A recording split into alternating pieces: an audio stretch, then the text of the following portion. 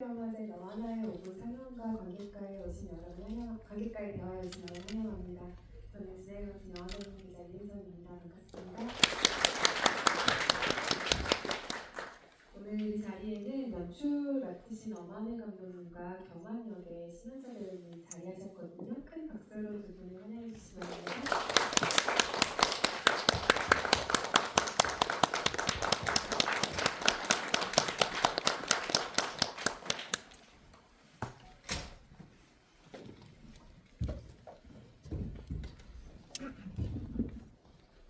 네, 마리클레르 영화제에 찾아주신 관객 여러분께 인사 한 말씀씩 부탁드립니다.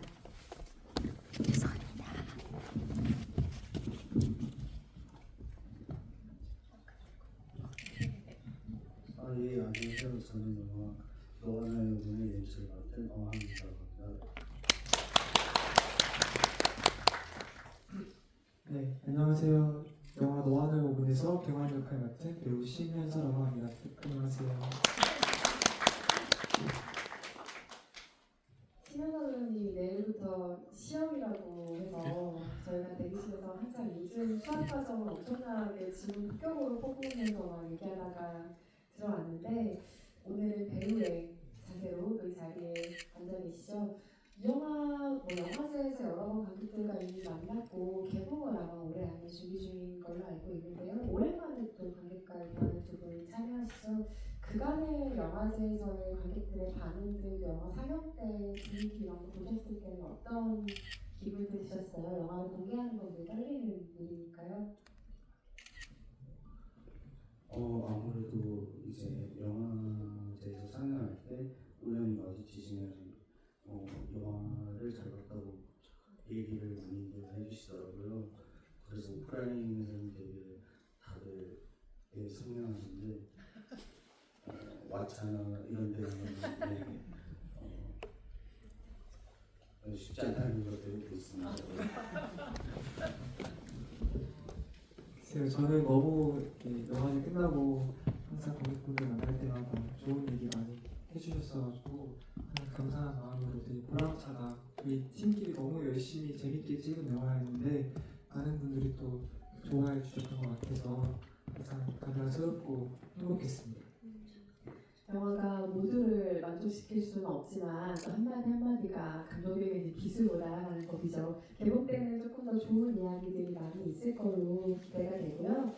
영화 오늘 처음 보실 분들도 있으실 테고 그리고 이미 영화제에서 영화를 접하신 분들도 계시겠지만 저는 이게 한 30, 40대 관객이 보는 이 영화에 대한 시각과 요즘에 딱 이 나이대를 통과하고 계실 분 이 영화를 보면 어떻게 감상이 조금 다르고 또 같을지가 정말 궁금해지는데요. 일단 저는 주인공과 비슷한 나이대 이 시기에 고등학교를 다녔기 때문에 정말 제가 학교를 다니던 시절의 추억을 떠올리는 마음으로 영화를 보았는데 2001년 대구 동성로 학교에서 펼쳐진 이야기가 이 영화의 중심의 놀이죠. 개인적인 기억이 조금 반영됐을 걸로 예상이 되는 그 시기라든지 이런 것들이 그런 영화를 일단은 진작했는데 엄하늘 감독님 실제로 이 당시의 시절과 본인 학창 시절이 조금 연관이 있을까요?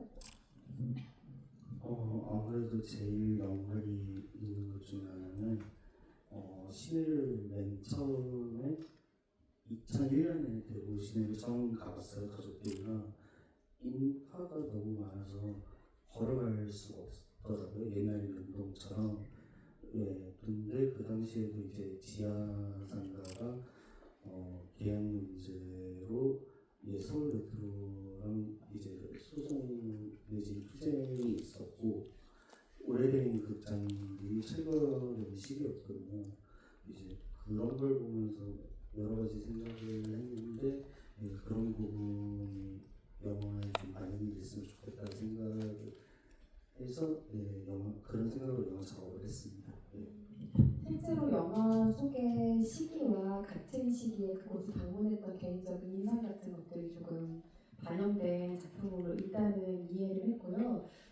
이게 2007년대에는 어떤 풍경으로 보였을지가 정말 궁금한데 본인이 전혀 살아보지 못한 시간대의 풍경들이잖아요. 물론 지금의 학창 시절과 비슷한 면들도 있겠지만 제가 태어나기 5년 전, 아니죠, 거의 7년, 2000년대니까 7년 전 배경이 영화여서 사실 굉장히 막 괴리감이 느껴질 줄 알았는데 그러지는 않았고요. 그리고 사실 학교가 되게 다 비슷한지라 뭐 시험 볼 때 친구들이 준비하는 그 장면이라든지 뭐 채점할 때 아 오늘 망했다 하는 그런 느낌들이 뭐 굉장히 다르게 느껴지진 않았었어요. 근데 예를 들어서 뭐 대구 수성구 제가 대구를 처음 방문했었거든요. 이번 촬영을 하면서 새로운 지역에서 좀 그런 지역도 느껴볼 수 있었고 또 그때 나오는 노래라든지 영화도 제가 처음 봤던 영화들이 많이 나왔어서 그런 점에서 되게 새로운 점을 많이 느꼈던 것 같습니다.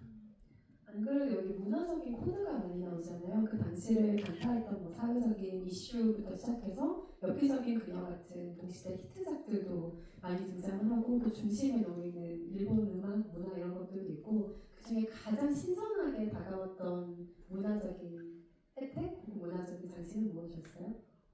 저는 사실 일본 음악 그 딥한 그 글로브 가수분들을 되게 유명하신 분들이시가지고 전 처음 이번에 작품을 하면서 알았거든요. 사실 엽기적인 그녀라는 영화 작품은 굉장히 한국에서 유명한 작품이었기 때문에 알고 있었는데 이 글로브 노래를 이번 작품으로 처음 만나게 되면서 굉장히 그 당시에도 이렇게 신선한 사운드가 있구나 되게 놀랐었던 것 같고 되게 촬영하면서도 재밌게 잘 들었습니다. 음악에 대한 이야기로는 또 차차 이야기가 중심적으로 나올 것 같아서 뒤로 조금 밀어두고요. 이 영화를 보기 전에 제가 가장 궁금했던 점 중에 하나는 그때 시공간을 대체 어떻게 재현할 것인가 영화 안에서. 왜냐면 이게 프로덕션상으로는 굉장한 좀 숙제가 되는 부분이기도 하거든요. 아까 언급하셨던 중앙 지하상가라거나 제1극장을 포함해서 그 2000년대 초반에 대구를 재현한다는 게 아무래도 큰 규모의 상업영화에서도 힘든 프로덕션이라서 조금 이렇게 아기자기한 규모의 프로덕션에서는 조금 도전적인 일이 아니었을까 싶은데 그 시공간을 재현하는 일은 어떠셨어요? 그럼에도 그게 너무나 중요했던 이유는 또 무엇인지 여쭤봅니다.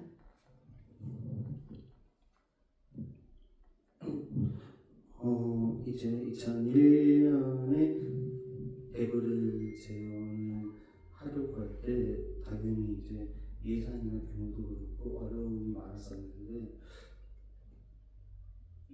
그렇다고 해서 2001년을 다룬 영화인데 교시안이나 방안에서만 전개되는 그런 제약을 굳이 만들고 싶지는 않았고요. 그래서 아직까지 존재하는 장소, 뭐 예를 들면 동숭로의 228 기념공원이나 그 놀이동산이 지금은 이월기인데 롯데광타워라고 불리던 시절이 있었거든요. 그래서 존재하는 장소가 있다면 예를 들어서 놀이공원은 로고가 바뀌어서 CG나 아니면 현장에서 이제 그 판넬 같은 걸로 가리면서 요즘 느낌이 안 나도록 하려고 했었고요. 그래서 사실상 제일 어려웠던 거는 지금이랑 예전이랑 전혀 변하지 않는 장소가 있다면 베스트인데 그런 장소는 사실 거의 없었거든요. 약간 바뀌어서 수정이 필요한 장소들이 있어서 이 부분은 글을 쓸 때나 헌팅을 할 때나 실제 촬영에 들어갈 때나 아무래도 스태프분들이 좀 고생을 많이 하셨습니다. 2001년 느낌이 나도록 디테일하게 작업을 해야 해서 안 그래도 프리프로덕션 상에서 여러 차례 회의와 고심을 거쳐서 지금의 공간들과 어떤 문화적인 배경이 남았을 거라는 예상을 해봤는데 처음에 구상하실 때 이것만 정말 충실하게 재현을 하고 싶었지만 프로덕션 상의 여러 이유로 그 시대의 재현이 좀 아쉽게 빠진 부분 같은 것도 혹시 있을까요? 빠졌다기보다는 원래 생각했던 규모보다 줄인 것들이 있는데요.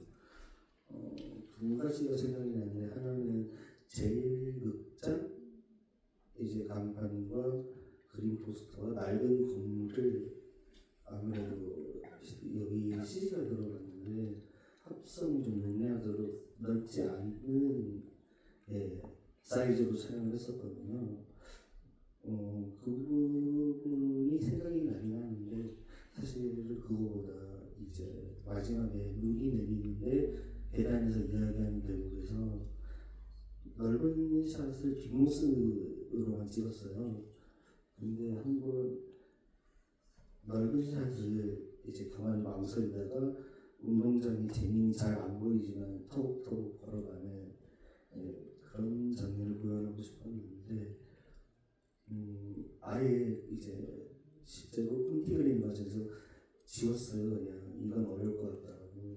그래도 한번 시도를 해볼 걸 그랬나 아쉬운 건 있는 것 같습니다. 경환을 보면서 제가 제일 재미있었던 거는 이 인물이 질문이 되게 많다라는 생각이 들더라고요. 그러니까 본인이 마음속에 가지고 있는 걸 상대방이 묻는 걸 별로 주저하지 않는 캐릭터라는 점이 굉장히 재밌었는데, 이를테면 왜 나한테 잘해줘? 같은 질문을 한다거나, 아니면 반대로 자기를 말하자면 좀 괴롭히는 친구는 도대체 무슨 이유로 자기한테 그러느냐라고 묻기도 하고, 답을 들었을 땐 고작 그런 이유로 나를 괴롭히느냐라고 되물을 수 있는 사람이라는 점이 이 캐릭터를 설명해주는 굉장히 중요한 성격이라고 생각했는데, 경아는 어떤 사람이라고 생각했어요? 어떤 성격이 가장 중요하다고 생각했는지 궁금하고요.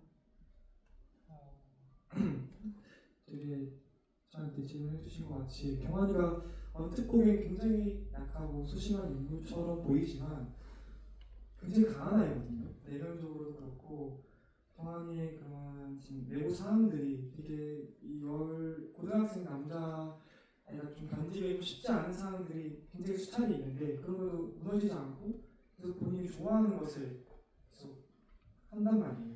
끌고 가는 점에서 이 친구가 겉으로 보기엔 굉장히 소심하고 뭔가 내향적이고 그렇게 보일 수 있겠지만 내면이 굉장히 강한 친구다라고 생각을 하고 계속 연기를 임했던 것 같고, 저는 항상 연기할 때 인물한테 왜라는 질문을 되게 많이 던지거든요. 예를 들어서 경환이가 우는 장면이 있으면 경환이가 왜 울까? 경환이가 화를 내는 장면이 있으면 경환이가 왜 화를 낼까라는 질문을 항상 인물에게 하는 편이에요. 그래서 그러한 질문들을 할 때마다 경환이가 굉장히 강한 아이기 때문에 답변을 어떻게 할지에 대한 것도 좀 생각을 많이 했던 것 같습니다. 그럼 이게 궁금해지는데, 신현자 배우가 캐릭터에게 왜 그럴까? 왜 이런 행동을 할까? 뭐 이런 표정을 왜 지을까라고 고민했던 것 중에 가장 오랜 시간 붙잡고 있던 그 외에는 어떤 것이었어요? 사실 오늘 굉장히 영화제 분위기가 고급스럽고 되게 지금까지 봤던 영화제 중에 가장 고급스럽고 굉장히 무게감 있는 영화제처럼 느껴지고 지금 이렇게 관객분들도 굉장히 저를 따가운 시선으로 쳐다보고 계셔서 괜히 고퀄리티의 답변을 드려야 할 것만 같은 편하게 해주세요. 기분이 있는데 아무래도 어머니랑 방에서 제가 처음으로 경환이가 작품에서 가장 큰 데시벨을 올렸던 장면이 감정적으로도 그렇고 가장 경환이에게 많은 질문을 던졌던 장면인 것 같아요. 경환이가 이토록 소리를 지르기까지 얼마나 많은 고민이 있었을까? 경환이 대사 한마디 한마디가 되게 가슴이 아프잖아요. 엄마는 뭐 지금까지 왜 나를 모르나 이런 대사들을 하는데 가장 많은 질문을 던지고 또 감독님이랑도 얘기를 굉장히 많이 했었던 것 같고 씬 장면이 굉장히 길어요. 그래서 찍기까지 촬영이 굉장히 오래 걸렸기 때문에 촬영을 찍으면서도 많이 고민을 했던 장면인 것 같습니다. 가장. 저도 방금 얘기 듣자마자 갑자기 이 공간이 위협적으로 느껴지기 시작했는데, 지금 저희 위치랑 그 관객 여러분을 올려다보고 있고 관객 여러분 저희를 내려다보고 있는 구조이기 때문에 배우가 조금 긴장을 하고 있는 거 맞죠? 긴장을 편하게 답변을 해주셔도 좋습니다.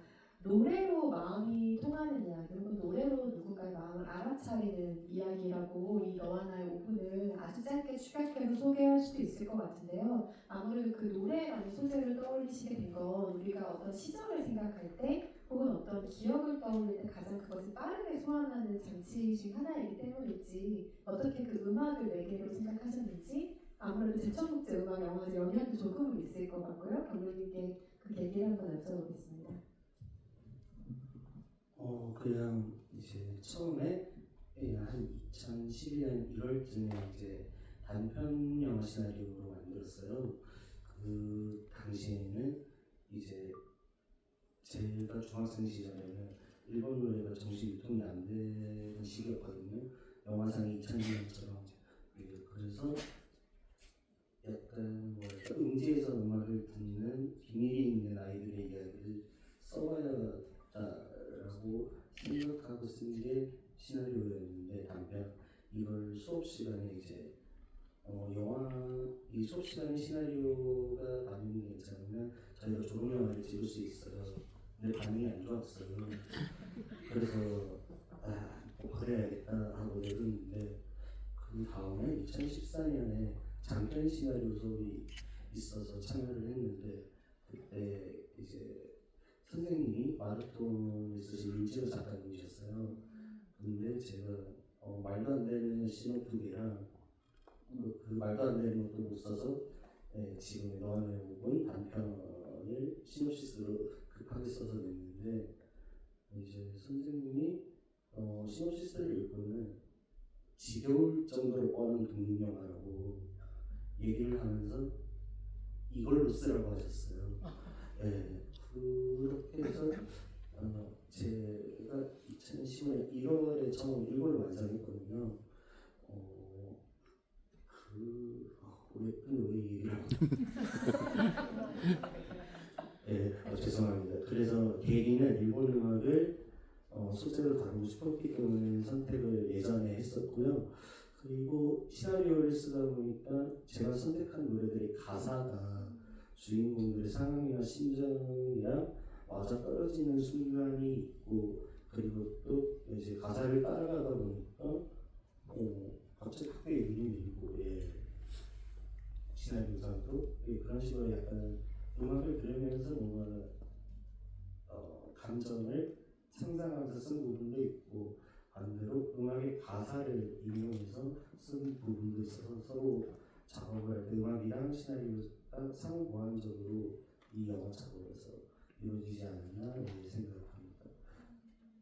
시나리오를 보셨다는 선생님의 말씀에 굉장히 반전이 있네요. 지겹도록 뻔한 시나리오니 이걸로 써보아라라는 굉장히 앞뒤가 조금 문맥이 맞지 않는 재미있는 또 비하인드를 들을 수 있었고요. 그러면 이런 궁금증이 우리에게 남잖아요. 왜 글로브인가? 감독이 글로브의 노래에 심취해 있었던 것인가? 라는 궁금증이 하나가 있고 또 하나는 누군가 영화로 나의 음악을 중심으로 만들어준다고 하면 그 아티스트에게 굉장히 반가운 일일 것만 같지만 프로덕션 상으로는 저작권 이슈를 해결해야 되는 것이 있잖아요. 그럼 이게 또 얼마나 복잡했을까, 얼마나 많은 수고가 들어갔을까 하는 궁금증이 또 저에게 생기게 되는 것인데 글로브는 선뜻 이 노래 사용을 허락했는지도 궁금하고 이 음악을 또 밴드 음악으로 부르셨던 이유도 포괄적으로 듣고 싶습니다. 엄밀히 따지면 이제 J-pop 제가 2001년에 들은 J-pop은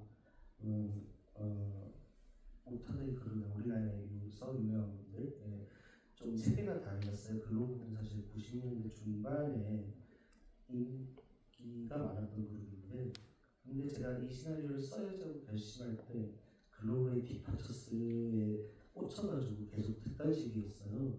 그래서 시나리오 쓸 때는 아무 생각 없이 글로브의 이야기로 써야겠다 했고 아까도 얘기했듯이 시나리오를 다 쓰고 보니까 글로브 노래가 필요하다는 생각을 가지고 있었거든요. 그런데 아까 말씀드렸다시피 2015년 1월 이후로 이제 음악 저작권 대결해야 되고 2001년 시대극이고 이런 거로 예산 같은 문제나 이런 것들 때문에 독립영화로 만들기 어려울 것 같아서 그냥 덮어둔 시나리오였는데 이제 2022년이었어요. 다시 떠오르는데 그때는 독립영화도 제법 규모 있게 준비를 할 수가 있는 시기가 됐고 저도 이 프로젝트를 어쨌든 연출로 감당할 수 있는 자신감이 약간 생긴 것 같아요. 단편을 하면서 그래가지고 우선 저작권을 해결해야 뭐든 시작할 수 있으니까 무작정 전화를 해서 물어봤어요. 일본 회사를 음악 저작권 저작권이 세 가지인데 저작권이라는 게 있고 저작 인격권이 있고 마스터권이 있는데 저작권은 이제 한국 음자협에 연락하면 되는데 나머지 두 개는 일본의 승인이 나야 돼요. 그래서 무작정 연락을 해서 독립영화를 만드는 사람인데 글로벌 노래를 쓰려고 하는데 가능하냐라고 했는데 살짝 그쪽에서 당황을 하더라고요. 우리나라로 치면 서태지와 아이들의 컴백홈을 너무 쓰고 싶은데 나 독립영화 하는 그 태국 사람이다. 그게 아니에요. 약간 이런 느낌이었나봐요. 근데 어쨌든 의외로 편애를 많이 봐주셔서 승인도 되게 오래 걸 줄 알았는데 3개월 안에 승인이 났고, 그리고 횟수에 따라서 사실 상업영화는 비용이 천문학적으로 들거든요. 저희 같은 경우는 그런 것도 거의 없었고, 그리고 이제 그렇게 허가를 받고 난 뒤에 가끔씩 이제 듣기로는 글로벌 멤버가 이 영화를 뭐 궁금해하더라, 이런 이야기를 들은 적은 있습니다. 예. 그럼 아직 영화를 못 보신 건가요? 예, 맞습니다. 개봉을 하면 또 어떻게든 보여드릴 기회가 있을 것으로 기대를 해보고, 배우들은 이 장면을 어떤 장면들을 영화화하고 어떤 장면들을 좀 연속성을 가지는 뮤직비디오 같은 촬영처럼 했을 것 같은데 그 경험도 굉장히 새로웠을 것 같아요. 어땠어요? 너무 재밌었어요. 사실은 이 글로벌 가수님들 노래가 나올 때마다 저희의 그 장면들이 굉장히 빠르게 지나가는데, 그 씬들을 찍을 때 뭐 재민과 경환이 약간 알콩달콩 하는 씬, 데이트 씬이라고 해야 되나? 데이트 씬들도 있었고, 뭐 제가 막 뛰는 장면도 있었고, 그런 장면들이 굉장히 재밌게 다가왔었고, 사실 뮤직비디오를 찍은 경험이 없지는 않았어서 굉장히 비슷하다고 느꼈어요. 영화 촬영할 때는 대사가 보통 많지만 뮤직비디오나 이렇게 저희 이번에 글로벌 디파처스나 페이시스 플레이시스 찍을 때 장면에서는 대사가 없이 저희 행동들로만 음악이 입혀져서 촬영이 되거든요. 그래서 그런 거 찍을 때 굉장히 영화 안에서 또 하나의 뮤직비디오를 찍는 기분이어서 굉장히 재밌고 신기한 경험을 한 것 같습니다. 여기서 경환 오타쿠 취급을 받잖아요. 무언가에 깊이 꽂혀있는 사람을 이제 그런 식으로 부르는 말들이 학창 시절에도 그렇고 사회적으로 가끔 들을 수 있는 말인데, 그 마음 자체를 이해하는 사람이었을 거란 생각이 들어요. 무언가에 아주 깊이 심취하는 사람이었죠. 네, 저도 조금 오타쿠적인 면이 있거든요. 경환이처럼 뭐 일본 음악을 좋아하진 않지만 저도 영화 보는 걸 너무 좋아하고, 또 스포츠 중에 배구하는 것도 정말 감적으로 좋아하고, 제가 굉장히 깊이 제가 좋아하는 게 있으면 경환이처럼 완전 끝장을 보는 스타일이어서, 그런 면에서 물론 경환이랑 꽂힌 건 다르지만 어쨌든 꽂혔을 때 하는 행동들은 굉장히 비슷하다고 느꼈기 때문에, 그런 면에서 경환이랑 동질감을 느꼈던 것 같습니다. 아주 사소한 질문이지만 그럼 최근에 그렇게 가장 깊이 꽂혔던 것은 무엇인가요? 최근에요? 최근에는 제가 배구 하는 걸 너무 좋아해서, 요즘 또 학교 이제 고3 입시도 중요하긴 한데 학교 대항전이 좀 있거든요. 그래서 그거를 또 열심히 준비도 하고 있고, 또 이제는 사실 고3이기 때문에 다른 거에 뭐 빠질 것보다는 제가 이제 대학교를 가기 위한 것에 더 집중을 해야 되고 있어서 고3 오타쿠를 하고 있습니다. 고3 입시에 대한 오타쿠를 더 열심히 하고 있습니다. 그래서 들으시면 아주 만족할 만한 답변을 지금 해주셨어요. 보셨으면 좋겠습니다. 다른 장면들은 좀 섬세한 감정의 결들로 계속해서 이 영화가 레이어를 쌓아 나가는 와중에 딱 하나 물리적으로 배우들이 굉장히 고생했겠다 싶은 장면이 있었어요. 다른 고생도 물론 많았겠지만 롤러코스터 타는 장면, 이거는 촬영 현장을 생각해보면 정말 여러 번 촬영을 했어야 했고, 또 경환의 입장에서는 관찰하는 시선으로 타야 했기 때문에 평소에 본인이 롤러코스터를 타는 감흥과는 완전히 다르게 연기에 임했어야 하는 고충이 있었을 것 같다는 생각을 해봤습니다. 실제 촬영은 어땠어요? 너무 행복했어요. 네. 제가 사실 그런 익스트림 스포츠 롤러코스터 타는 걸 너무 좋아해서 평소에도 막 놀이공원 가면 친구들은 막 사진 찍으러 가는데 저는 사진 찍을 시간도 아깝다, 줄 서자 막 뛰어다니거든요. 그거 타려고. 그랬는데 이거를 연속으로 탈 수 있다는 말을 들으니까 너무 행복한 거예요. 그리고 굉장히 또 재밌었거든요. 이월드에 있는 그 롤러코스터인데, 근데 또 경환의 지금 감정, 그 상황에서 굉장히 내려가고 있는 로우 지점이었어서 그걸 오히려 행복함에 감추는 게 더 어려웠었고, 사실 저보다는 그 재민 역할, 그러니까 우석이 형이 굉장히 재민 역할이 감정 터뜨리는 시점이잖아요. 그래서 형의 연기 방해되지 않게 최대한 조신하게 영화의 감정을 이제 이입하면서 행복하게 촬영했습니다. 신현석 배우는 너무 즐겁게 촬영했다고 했는데 감독님 재민 역할 현우석 배우 롤러코스터 촬영을 즐겁게 하셨나요? 일단 기본적으로 촬영을 하는데 제가 모니터를 볼 수가 없었어요. 아무래도 롤러코스터에 카메라를 들고 그걸 타면서 찍고 있는 거라. 그리고 정해진 시간이 있으니까 이제 예를 들어서 작은 카메라로 방금 찍은 고속 촬영 영상을 느리게 볼 때 이게 쓸 수 있겠다 하면은 중간에 컷하고 다른 컷으로 넘어가는 식으로 롤러코스터를 씬을 찍었는데 가장 다행인 건 저희가 아마 앵글별로 총 10번 혹은 그 아래로 이제 탑승을 하면서 찍었거든요. 근데 편집할 때 이제 필요한 소스들이 다 있는 걸 확인을 하고 안심했던 게 좀 저는 기억에 남습니다. 예. 그리고 이건 사담이지만 이제 현우석 배우님이 소리를 지르잖아요. 답답함을 뭔가 해소하듯이 목이 쉬어서 한 테이크였습니다. 예.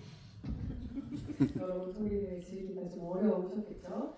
영화가 조금 더 애틋해지는 것은 후반부의 그 감정 때문인 것 같아요. 훨씬 증폭되는 무언가는 바로 어른이 된 경황이 등장을 하기 때문인데 언젠가 그 기억이 조금 그립고 소중한 것이 됐을 때 좀 미화되는 과거의 기억들 같은 것이 있죠. 바로 그 지점 때문에 너와 나의 5분이 한없이 뭉클한 이야기로 끝을 맺을 수 있는 것 같은데 물론 그 버스 장면도 이 영화의 마지막 여운을 담당하기도 하고요. 그렇게 어른이 돼서 다시 이 시절을 돌아본다라는 그 후반부의 어떤 컨셉은 처음부터 명확하게 직관적으로 떠올리신 거였나요? 아니면 쓰다 보니 이런 장면이 좀 필요하겠다라고 해서 좀 추가를 하신 걸까요?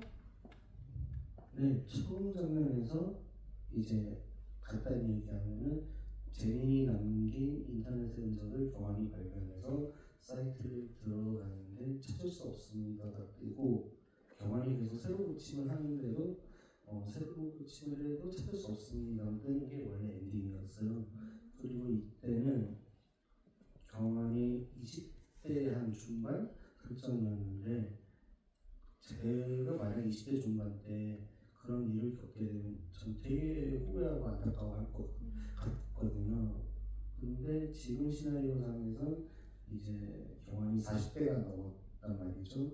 그리고 경환은 이제 사랑하는 상대도 있고 또 어머니하고도 원만하게 잘 지내고 이렇게 이제 사회에 나름 잘 적응을 하면서 살아가기 때문에 그 인터넷에 비록 느끼긴 했지만 재미의 흔적을 발견했을 때 너무 아쉽거나 안타깝다기보다는 물론 안타까움이 아쉬움이 있을 수도 있지만 그래도 저는 이제 내가 2001년에 진짜 우울하게 상처만 받으면서 산 게 아니었구나 라는 생각을 가지셨으면 좋겠다라는 마음이 들었어요. 그리고 어쩌면 재민도 자기처럼 다른 사랑하는 사람이 있으면 좋겠다. 저는 이렇게 생각을 할 것 같았거든요. 나이를 먹은 캐릭터로 설정을 바꾸니까. 예, 그래서 엔딩은 사실 같은데 느끼는 감정은 좀 달라진 것 같습니다. 이제 어떤 시절에 느끼게 되는 어려움이나 후회의 감정이나 아니면 상처 같은 것들이 꼭 동시기에 회복되리라는 법은 없는 것 같아요. 오히려 아주 오랜 시간이 흘렀을 때 예상치 못한 순간에 언젠가의 상처가 회복되기도 하고 언젠가의 나를 돌아보기도 하게 되는 게 인생의 레이스에서 펼쳐지는 순간들일 것 같다는 생각이 들고요. 하나만 감독님께 제가 여쭤보고 관객적으로 마이크를 넘기려고 하는데 인터넷 페이지가 자세히 보면 문구가 바뀌죠. 우리가 흔하게 볼 수 있는 것은 사실 낫사운드인데 이후에 그게 스틸리네임으로 바뀌는 구성이 나오는데 이 역시 처음부터 구체적으로 떠올리셨던 문장의 변화인가요? 영화 제목은 원래 없었고요. 원래 제목은 이제 너와 나의 5분이 아니라 찾을 수 없습니다였는데 제가 이 영화를 아까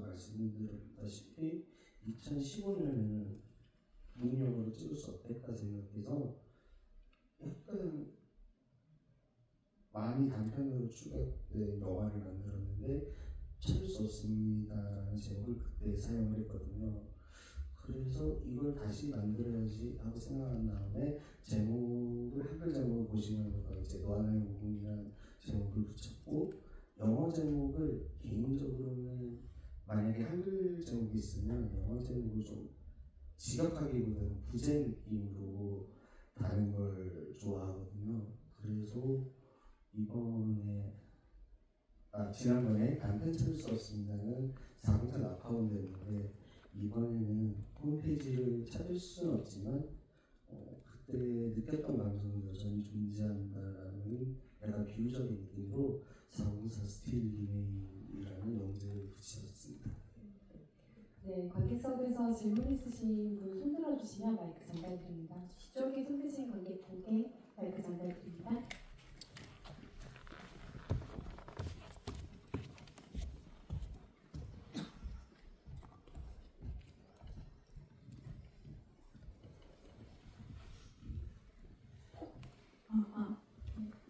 영화 잘 봤고요. 감독님, 배우님 각각 질문 드리겠습니다. 먼저 감독님께 이 영화를 보면서 정말 우화 캐스팅이라는 그런 말이 떠오르는데요.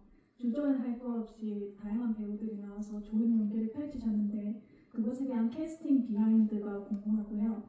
배우님께서 그 영화 찍었을 때 대구에 처음 방문하셨다고 했는데 그럼 사투리 연기에 대한 어려움이 있을 거 아니에요. 그거에 대해서 사투리 가르쳐 주시는 선생님도 계실 거고 감독님도 계실 건데 그것에 대해서 어떤 조언을 들었는지 그리고 배우님께서는 그 연기에 대해서 어떤 고민을 하셨는지 궁금합니다. 아무래도 좀 유명하신 분들이 이번 영화에 도움을 많이 주셨는데 캐스팅 비화라고 하면 일단 우리 현서 배우 같은 경우는 맨 처음에 만났을 때 드디어 찾았다라는 느낌이었거든요. 왜냐면 그 전에 오디션을 봤을 때 100% 가까이 만족하는 배우가 한 명도 없었어가지고 그래서 현서 배우 같은 경우는 오디션을 보고 작별 인사드리고 제가 이제 촬영 감독이랑 오늘 바로 연락하는 거 좋지 이런 대화가 나왔고요.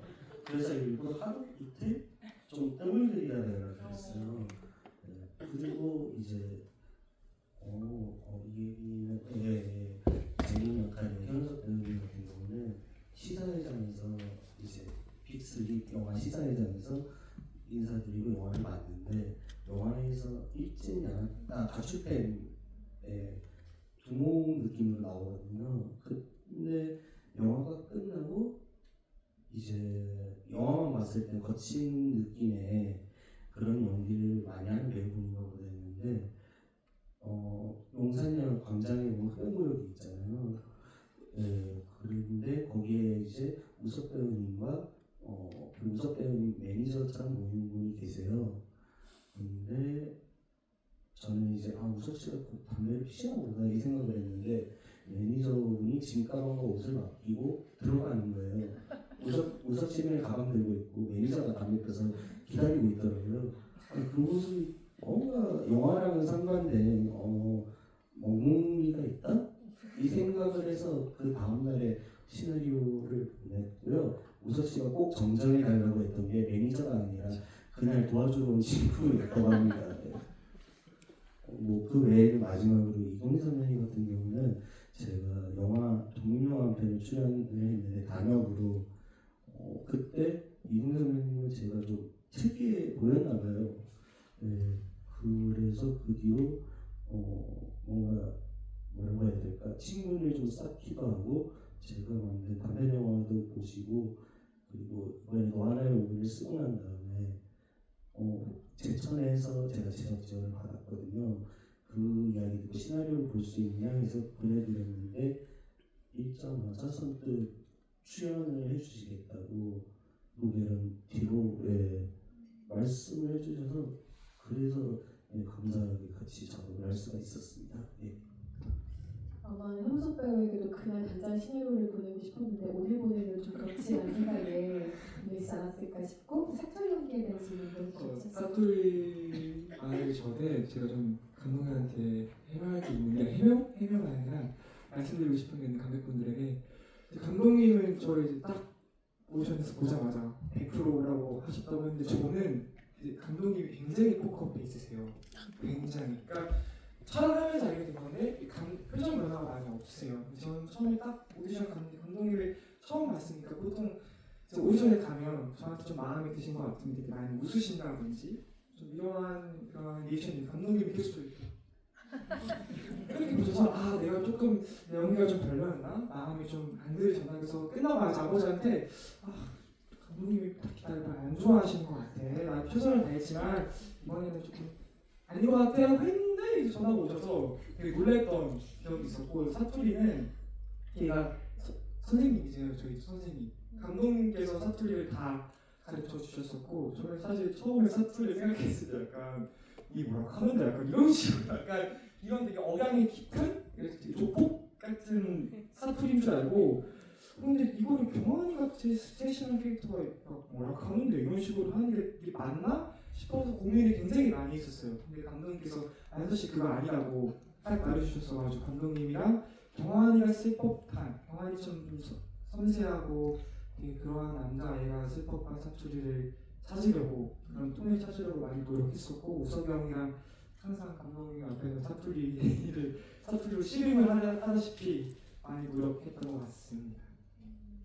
이 이야기의 부분 중에 하나는 지금 감독님 굉장히 기분이 좋으시는 분이 여러분들 오해하셨습니다. 언뜻 보시면 굉장히 뭐 졸린 것처럼 보이시지만 전혀 제가 생각하기에는 아닌 것 굉장히 지금 즐거우시고 행복하시고 그러하신 것 같습니다.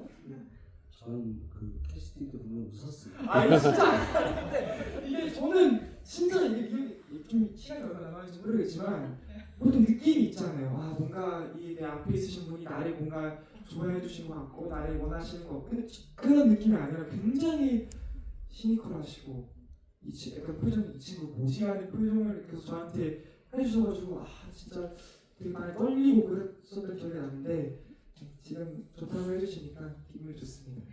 알고 보니 그냥 밀당의 고수였던 것으로 정리를 할게요. 아까 그 이동희 배우와 출연 영화는 아마 형수경 감독님의 어쩜 노련하셨는지 모른다는 말씀하신 거겠죠? 배우로도 또 각종 활약을 여기저기서 해주시는 감독님이기 때문에 출연자를 또 만나실 수도 있을 겁니다. 다음 질문도 있으시면 마이크 전달해 드릴까요? 그냥 앞에 계신 관객님께 마이크 드립니다.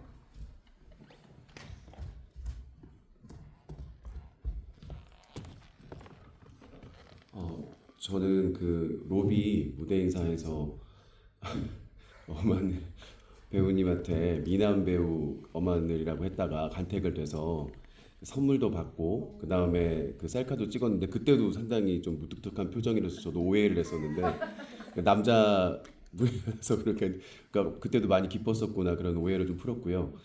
그래서 저도 이제 사실은 이제 그 우연히 영화제 알고 또 감독님이랑 그 배우분이랑 같은 분이라는 걸 알게 돼가지고 예매를 해서 왔었는데 제가 생각했던 것보다 서사가 너무 이렇게 뭐라고 해야 될까 탄탄하고 그 넷플릭스 한 8부작 시리즈를 본 것처럼 그런 그 느낌이 있었는데 감독님이 이 작품에서 가장 신경 썼던 그 장면 그러니까 이거를 좀 관객들에게 좀 제대로 전달하고 싶다 그 부분이 있었는지 그리고 배우님도 가장 좀 고민하고 신경 썼던 장면이 있었는지 궁금합니다. 예, 우선 감사드립니다.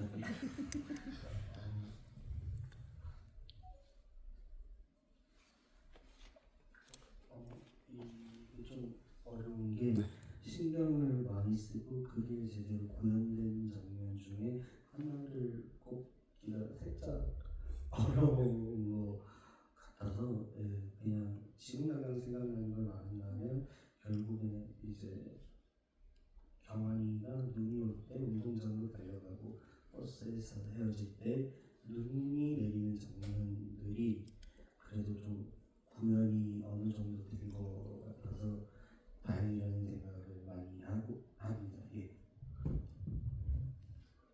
네, 저는 경환이가 인물마다 보여지는 그 텐션들을 좀 다르게 보여주려고 좀 노력을 했던 것 같아요. 저희도 살다 보면 제가 엄마랑 있을 때 그 텐션과 이거 좋아하는 사람과 있을 때 텐션이 다 다르잖아요. 친구들과 있을 때 텐션. 경환이가 지금 이 극에서 소울 도겸 같은 진짜 그냥 친구들이랑 있을 때도 있었고 어머니랑 있을 때도 있었고 좋아하는 재민이랑 있을 때도 있었는데 그때마다 좀 경환이의 그 미묘한 텐션들을 좀 더 잘 보여주려고 노력했던 것 같습니다. 그 텐션이 어떻게 달라지는지를 또 인스타그램을 통해서 보시면 확실하게 또 여러분이 파악하실 수 있겠네요. 저희 마무리를 해야 될 시간이 됐는데 사실 엄한혜 감독님이 오늘 관객 선물을 가지고 오셨거든요. 근데 지금 질문하신 분들 중에 한 분을 선정해서 드리려고 했는데 받으셨다고 하니 받지 않은 분께 드려야 할까요? 어떻게 해야 될까요? 오늘? 이거는 그냥 아마 욕심내서 말씀드리는 건데 혹시 3번 보신 분 계실까요? 세번 보신 분이 한 분이 아닌데요 지금? 네.